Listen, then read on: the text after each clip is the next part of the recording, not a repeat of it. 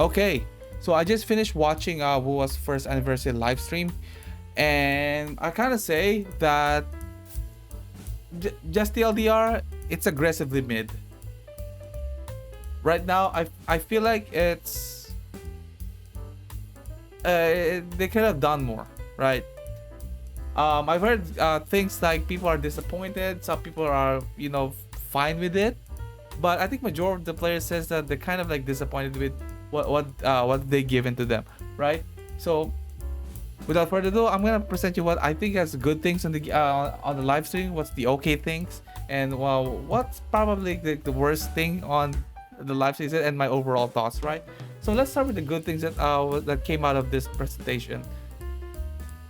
Nice music, like the presentation that they provided, like the music they had. I think it's top tier. Let me show you what I'm talking about. If you go to some of the parts here, let me see here. So this one, yeah, I mean you can see like presentation, the production value is actually a lot higher than they have back then. I think they've done a great job on this. I'm gonna give the credit where it's due. This one, definitely this one, and the one that they used to present Shakona. Let me see if I can find it. Yeah, this one's amazing. I thought it was cool that they're actually playing the music in there. I mean, obviously it's probably just like I'm not sure. I do know that some of them are kind of out of sync or something, so it might like they probably recorded the music already and they're just like presenting it right now, like as if they're pretending that they're playing it. I'm not sure, but as far as I know, it looks kind of out of sync, but at least there's presentation there. I think the production value of this, it's pretty good. I'm not gonna lie. Next one, it's like Zanny's still hot. You know me, I'm a gooner to her. Ever since she came out, I've been very excited about her, and I can't believe that they actually released her. I think she was the last one that was released. It was Carlotta, and then Rotia, Phoebe, Brandt, and then Zanny's the last one. I can't believe they did the last one. They did me dirty. Okay. Cool event design, something like this. I think they're kind of improving with event with all the feedbacks they received from players. Let me see where this is. And I think they're kind of taking inspiration from Nintendo games, as we can see from here. They even named the big boss Evil Bowser. So I think we all know where they're getting all those inspiration from, right? We can see here, it's really cool. I think we've seen some gameplay. They did explain some mechanics that we're gonna be seeing, and I'm pretty excited about this. One thing that I always have to remember with all of these games is like that everything that doesn't have to be sweaty and all that. I think as long as you're having fun, I think that's what games are for anyway. So I'm excited with this. I'm not gonna explain further. If you really want to go in some general details, I highly suggest you guys watch the stream. For more in-depth things about this, I think you just wait for the patch, see if you actually like the event. So far, my first impression, it's pretty good. It's pretty good. Next one, weekend game. I think I had it all the way down here when they said that. Let me see if I can scroll up. We're probably gonna be. Oh no, that's ray tracing. Let's see if I can find it. Oh yeah, this one. No, this is the return event. We're gonna talk about that. That one's is gonna be a pretty big one. Yeah, glossary. Yeah, there you go. So this one's like one of the big things that I really like. Instead of me searching up Wikipedia, I'm not disparaging the value of the Wikipedia and all that, but I kind of like it if I can just find them in game, right? See what's the meaning of everything. Like it's not like I can remember really everything. So if I have to look up for something, I think this is a great addition to the game. Makes think everything clearer. Next one, let's see. Oh my god, we're gonna go to that. QOL, like they said, this part of the video, I highly recommend you also watch this part, because they kind of went a breakdown on what kind of optimization they're gonna be doing, some quality of life that they would be adding. I mean, it's not much, but it's there. I guess I appreciated any quality of life that they would add in the game. You know, makes everything easier. Although some of this quality of they added, I kind of not like fully using them. But I guess if for some players that really like something make everything smoother, I think this is a great addition. Next one would be, oh my god, hold up, oh my god, oh my goodness, nah, I cannot believe they did that. I cannot believe they did that. Where is it? Where is it? Like, holy bro. I know people like Carlotta, but I think Changli takes the cake. I think Changli's W. This is Changli's win to me. Like, holy. I'm really excited for this. I know I generally don't spend on skins. Even when Jinsei came out, I really, because to me, what value do I get from this? Like, I mean, it's just like something to look at, you know. I know they say I don't want to sell, but this is, I think this might be the first time I might be spending money for skin in a gacha game. I usually just use money to just use it for rolling. It's not something I would usually do, but I think this time I would probably break that code, and I would just, you know, although I do want to see it first. I do want to see it first. I want to see how it looks. I mean, but just on my first impression, holy, this is a Chang'e skin, guys. I'm already on board. I'm already on board. I just need to see the effects for me to be actually fully convinced that I would actually get this. Okay. All right. So let's start with collab. The collab one is kind of the most surprising to me. I'm gonna be. I'm not a good boy. Okay. That looks nice too, but I think Chang'e wins. I don't care what everybody said. For collab, this is something that I wasn't really. I mean, I kind of expecting it because I did see some leaks about it, but I kind of surprised. This is one thing that I actually would go for. No, it's not something that I would actually expect from the expect to see. Let me see if I can find it. Oh, come on. Oh, this one. Yep. Wuthering Waves Cyberpunk Edge Runners 2026. Sure. I know that's gonna be coming sooner, but hey, I guess collab is collab, right? I do want to see what they're cooking on for this, and yeah, I mean Cyberpunk Edge Runner. A lot of people like this anime. I mean, not just the game itself. I mean, this is the anime itself, the animated show. It's not the game. So we're probably gonna be seeing some of our favorite characters here, like Lucy and David. Yeah. Next one we have future story plans. They did mention that at the part stream. Where is he? I don't want to spoil much because I want you to completely watch the whole video, so see what you're looking for. Let me see if I can find it.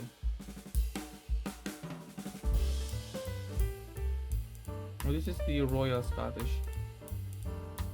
Yeah, this one. This is the part where they said the story is not finished with Carithia. Yeah, Carithia story is not far. As we all know, obviously, she's the I mean, she's probably like the main star of the show, really, because she's the resonator that we actually met, right? Just the the Sentinel, again. Canterell kind of gave up that title already.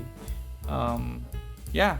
So this is something that kind of looking forward. Future story plans they actually gave us this time.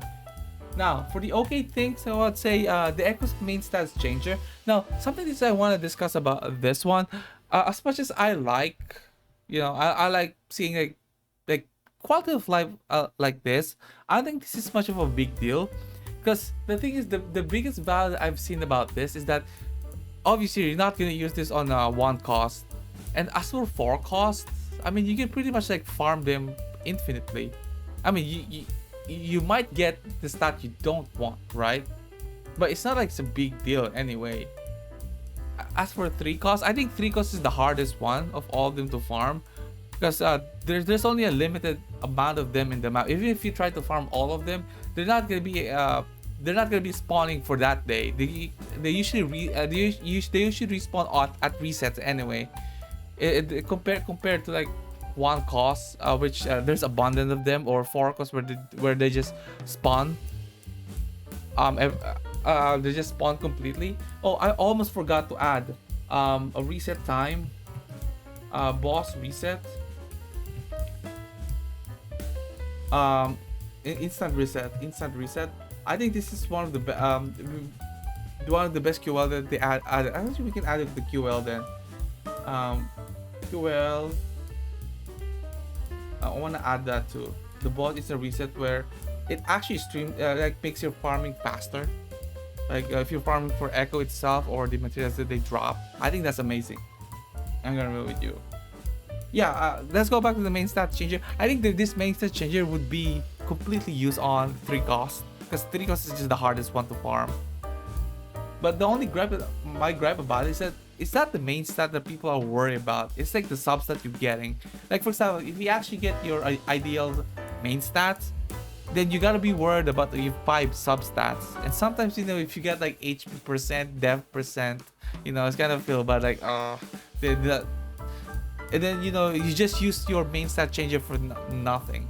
I mean, you probably use it for something, but it kind of feels like I feel like I just wasted something if you fail to get what substats you needed. Birthday blessing, I mean, it's just a parasocial kind of thing, you know. For some people like it, it's okay to me, you know. Nothing really special about it. Patch of optimization. This was, I would say it's okay change. I mean, it's not really a big deal for me to download, but for some people who's probably, you know, not in this country, I would say not in this country, like, you know, they have like limited connection. I think this is a good thing. It's they don't have to spend so much data on downloading stuff, you know, having a 42 gig file download for just one patch. I think that's ridiculous. I think most people would agree that that's kind of ridiculous, I think.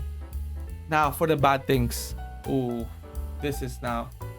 I think it's very stingy for an anniversary. I'm gonna be real with you guys. I think they're just way too little. They're giving way too little for this anniversary. It felt like it's a celebration for them and not for the player. It's not for the players and the developer. It's for the developers. The next one I want to point out is the special reward for the anniversary after the first half of the patch. Let me see. That's the gift that they're talking about. I hope I can find it though. I just didn't timestamp it. But they said they're gonna give you like 10 polls for the on the anniversary, which is on the May 29th. But the problem is that that's the second half. That's the start of the second half of the patch. So basically, you don't get that on the first half, which is the same thing we criticized Genshin for.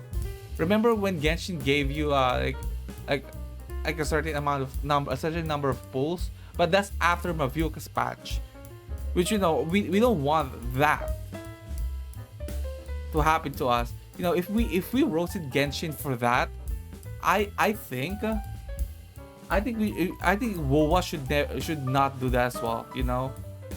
I mean, that's kind of stinky behavior. That's kind of feel bad, like, you know. People would pull for, except if you really want to pull for Zani, or you want to pull on the first half of the anniversary banner. It's kind of like you're just gonna miss the chance. Like, I mean, that's 10 pull. That's still a sizable amount pull, regardless of what people think, right? So I think that's the one part that I would find like kind of a stinky. On the reward focus. Oh, speaking of rewards are to focus on to new players and returning players. And I think they're kind of neglecting the active players. I know they wanna bring back some of our new and old new. They wanna get some new players and bring back the old players that stopped playing the game. But I think they should be focused more on the active players, because the active players are the most likely actually gonna support your games, right? I think they kind of missed the mark on that one. That's what I feel about it. And the last one on this one, they did not present enough gameplay and game plan. Yeah, it's more like story and then the event. I'm gonna tell you like what my overall thoughts on this, but they didn't really present like a new gameplay. on this, and it's just like the event. I mean, the event is cool and all that, but there's no real new gameplay, and there's no new end game plan. I mean, I don't really want to rely on leaks on looking at what end game we're gonna be getting in the future. I want them to actually just present it to us. Since this is anniversary, just know what they're planned for the future. Don't leave us hanging. I know the story plan is great, but it's more really about gameplay. At the end of the day, it's really just gameplay, really. That I feel like that's the most important part in most games anyway, right? So overall, I felt like this is just a normal patch with more things added in it. Yeah, it's like normal patch with more pulls and then just like added like some stuff in it. Not much really to say about it. Another one's presentations, but like they disregarded actively. Yeah, this is something like my frustration on the game. I mean, this is not enough for me to quit the game. I think one thing that would I tell you that would make me quit the game is like there's like a complete changes in the gameplay. I think so far they have not done that. They have not done that yet. They haven't disappointed. Kuro has not disappointed me in terms of gameplay, but I think in terms of like rewards and things that they will actually present to us, I think it's kind of lackluster. I think they should work on that. Yeah, so I think they also should break out of that Genshin shell, so to speak. I think they should just be better than most of these like top dog gacha games. So yeah, my score on the patch is 6.5 out of 10. I don't think it's like bad overall. I think it's kind of mid.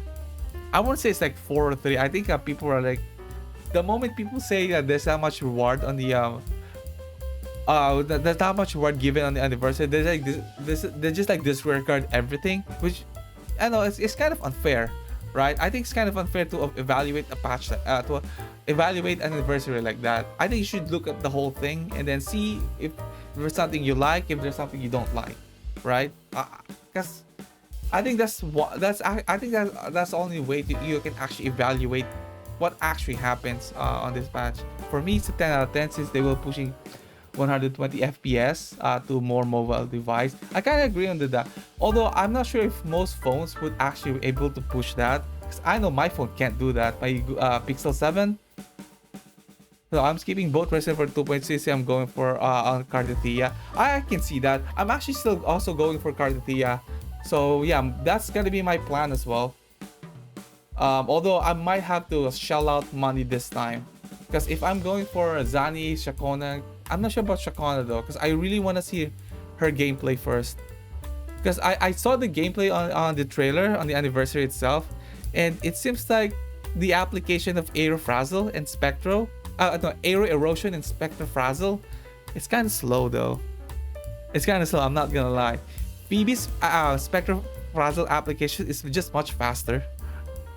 So I was wondering if there's like a way to actually see a gameplay. I don't want to look at leaks, because leaks kind of do change, right? And as for 2.3, I'm getting this Changla skin 100%. Actually 95%. I still want to see the effects, right? So yeah, overall that's my thoughts. 6.5 out of 10. Yeah, I'm currently recording a video here. So yeah. So whoever is taking out, thank you guys for watching, and make sure you guys like, subscribe to my channel, and yeah, thank you so much. Bye bye.